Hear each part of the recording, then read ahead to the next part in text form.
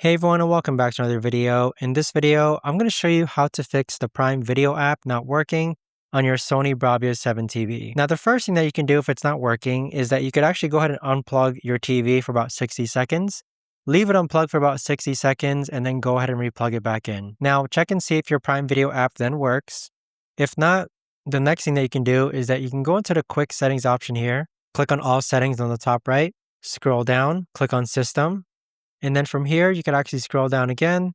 And then where it says restart, you can click on restart in order to reset your TV. Now check and see if that works. And if not, as a last resort, you could actually go ahead into the home page. And then we're going to click on Prime Video, but press and hold it and then click on View in Play Store.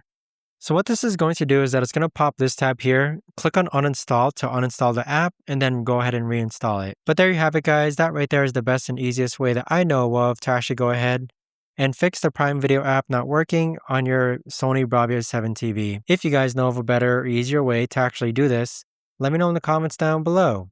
I would love to know. Thanks so much for watching everyone, and I'll see you guys all in the next video.